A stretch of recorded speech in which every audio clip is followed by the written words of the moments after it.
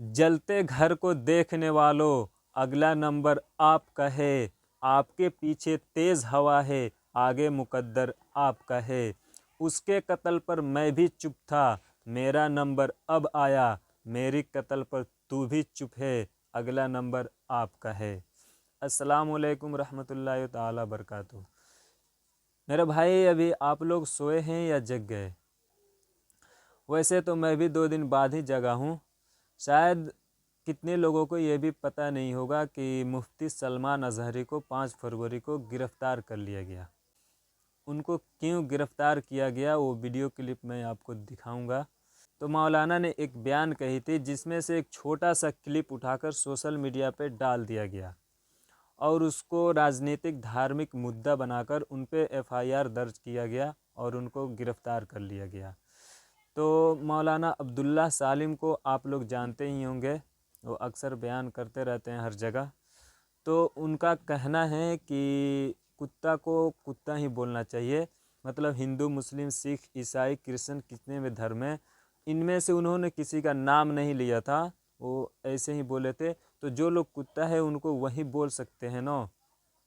तो मौलाना अब्दुल्ला सालिम जो बोल रहे हैं, आप लोग ध्यान दीजिएगा और सुनिए, किनको बोला गया था कुत्ता और किनको बोलना चाहिए, वो बोलने लायक थे। तो देखिए वो वीडियो क्लिप मौलाना अब्दुल्ला सालिम का। कल शायद गुजरात में उनका प्रोग्राम था, ट्विटर पे देखा, मुफ्ती सलमान नाम करके है, उनको ATS वालों ने पकड़ लिया कि आपने अपने अशार के अंदर, आपने अपने जुमले के अंदर में कुत्तों से ताबीर किया, किसी का कुत्तों से शायद उनका नाम लिया गया है। तो उनको ATS वालों ने पकड़ लिया कि आप भड़का रहे हैं, आपने किसका अपमान किया है। सवाल जवाब हो रहा है। टोपी और दाढ़ी वाला था, मौलाना था, सलमान नाम था, शेरवानी थी, तो आपने पकड़कर फौरन अंदर कर दिया।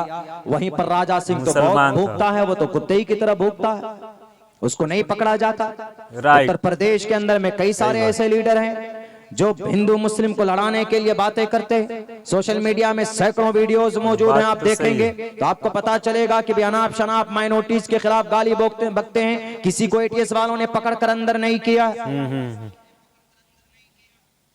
हम लड़ते रहे आपस में। अरे नहीं, सलमान अज़हरी साहब तो देवबंदी मकतबे फिक्र का था, मानता हूं देवबंदी, ये बरेलवी मकतबे फिक्र का था, मानता हूं कि बरेलवी, देवबंदी, अहले हदीस मकतबे फिक्र अलग अलग हैं, लेकिन आपको टारगेट सिर्फ इसलिए किया जाता है, you are Muslim, you have topi and dadhi, you have pagdi. उसको इस बुनियाद पर अरेस्ट नहीं किया है कि तुम बरेलवी हो। मौलाना मुफ्ती अब्दुल समी को इसलिए नहीं पकड़ा गया था कि तुम देवबंदी हो। मौलाना कलीमुद्दीन सिद्दीकी को इसलिए नहीं पकड़ा गया था कि भाई आप नदवी हैं, आप देवबंदी हैं। मौलाना जर्जीस को इसलिए नहीं पकड़ा गया था कि भाई आप अहले हदीस के तर्जमान हैं।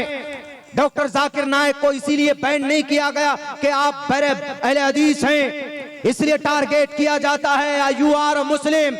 अरे जब काफिर और मुशरिक आपको मुसलमान समझते हैं तो भारत का, पूरी दुनिया का मुसलमान अपने आप को मुसलमान क्यों नहीं मानता? एक दूसरे की मदद में क्यों नहीं खड़ा होता? सवाल करना चाहिए गुजरात ATS से कि मुफ्ती साहब ने अगर कुत्तों से ताबीर की है तो कोई गलत नहीं की, इसलिए कि बेटियों की इज्जत को लूटते हैं। 17 बेटियों की इज्जत लूट कर उनके कंकाल मिलता है यहाँ मुजफ्फरपुर बिहार के अंदर। मासूम बच्ची जाती है पढ़ने के लिए, उनके ऊपर पेट्रोल डालकर जला दिया जाता है। तो ये कुत्ता नहीं है तो क्या है? ये कुत्तों जैसी सिफत है। अगर उन्होंने बोला है किसी को तो गलत नहीं बोला है। ATS वालों ईमानदार बनो, देश के मुजरिमों को पकड़ो। आपकी हथकड़ी विजय माल्या के हाथ में नहीं लगती, आपकी हथकड़ी मेहुल चौकसी के हाथ में नहीं लगती, आपकी हथकड़ी और दूसरे बाल मुकुंदाचार्य के हाथ में नहीं लगती जो देश के कानून और संविधान के खिलाफ बोलते। एक मौलाना, एक टोपी और दाढ़ी वाला जो सुन्नत रसूलुल्लाह का गुलाम है, जो आशिक रसूल है, जो अमन की बात करता है, जो सुकून की बात करता है, उनका मतलब यही था क्या जुल्म का बाजार गर्म है। आज हर तरफ देखो तो जानवरों के बिलमुकाबिल इंसानों की कोई कीमत नहीं रह गई है। जानवरों को पूजते हैं लोग, इबादत करते हैं, और इंसानों को लोग मारते हैं तलवारों से। ये कुत्ता गिरी नहीं है तो क्या है। इस हैसियत से अगर उन्होंने बोला है तो ये गलत नहीं है। दुनिया के किसी भी विद्वान से पूछ लीजिए जाकर के आप। लेकिन सही, मेरे सही। भाइयों मुसलमानों, इबरत का क्या मकाम है? तो हम लोगों के लिए कि ये सब कुछ हो रहा है, अल्लाह की मदद सही नहीं आ है। रही है, तो अल्लाह की मदद वहीं रुकी हुई है कि मुसलमान बटा हुआ है और मुसलमान बुरे रास्ते पर चल रहा है। न नमाज मुसलमान पढ़ता है, न मस्जिदें आबाद मुसलमान करता है, और न कोई लायहाय अमल है अपनी जिंदगी गुजारने की मुसलमानों की। तो मेरे भाइयों, मैं आप लोगों से बस यही एक बात कहना चाहता हूँ कि आप लोगों पे जो उंगली उठा रहे हैं ना, वो आपकी कमी है।